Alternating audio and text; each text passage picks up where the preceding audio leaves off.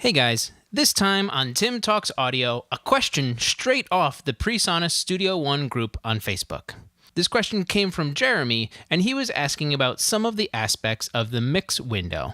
His question was in regards to this number here and all of these numbers in the meter here.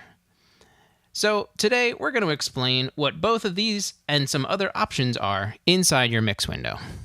Let's start off by getting a bigger view of the mix window so we can see everything. I'm going to click here to expand, and I'm just going to grab this guy here, stretch him up, and same thing here. This will allow me to get better resolution and show you guys with a little bit more detail. So firstly, Jeremy's question was about this number here. It says minus 3.5, but what does that actually mean? This is the actual level of the slider or fader in the track below it. This fader right here isn't at 0 on the meter here. It's actually at minus 3.5. And this will reflect if I move the fader here, and the fader will jump if I change the number here. So if I want to put this back up and click and drag, I can do that. And we can see that the number is changing. It even goes into the positives above 0. We'll slide it back down. And I can also enter in a numerical value. Let's go with minus 7. And the fader moved. You saw it go from minus 3.5 to minus 7. And we can keep doing this as well. Let's try minus 25. Now it's way down there.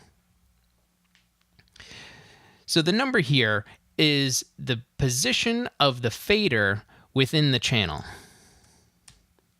Let's take a look at the meters now. There's a few different options for meters inside Studio One. Right now, I'm just looking at the normal peak and RMS meter. I'm going to hit play, and we're going to shift over to the main outs viewed over here. Now that I've hit play, we can see the meters dancing around. But what does this actually mean? Well, there's a few things to take a look at. You have the left and right sides here that are highlighted in blue, and they're coming up to a certain point. This is the peak meter of the peak RMS meter. You saw just there, the right side was a little hot, and then the left side gets a little hot. This is the mix feeding the master bus left and right, and its peak value, the highest point it's hitting. This meter on the master output is going to be post-processing. So if I was going to throw on a limiter, oh, we just got a little clip. See? Post-processing. If I was going to throw on a limiter,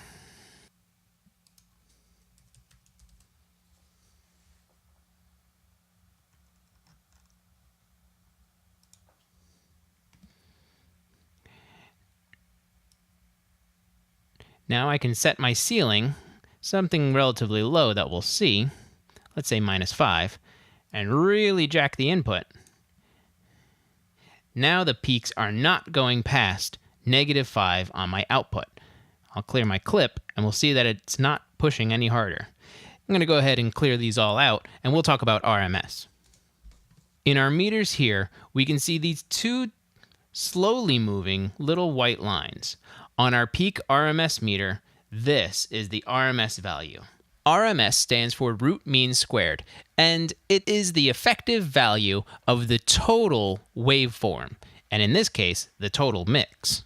This isn't to be confused with LUFS or LUFS or whatever you want to call that, but both RMS and LUFS are a means to find the overall loudness of a song or mix.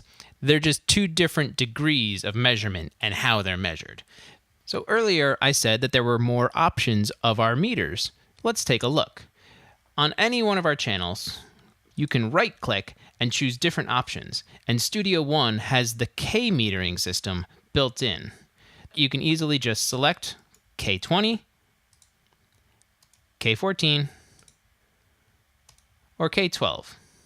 The last option in the peak RMS meter is the VU hold. When I engage this, we can now see the peaks being held at their point, and they have a degrade speed as well, and that's under the hold length. That's all for now. If you found anything in this video informative, please like the video.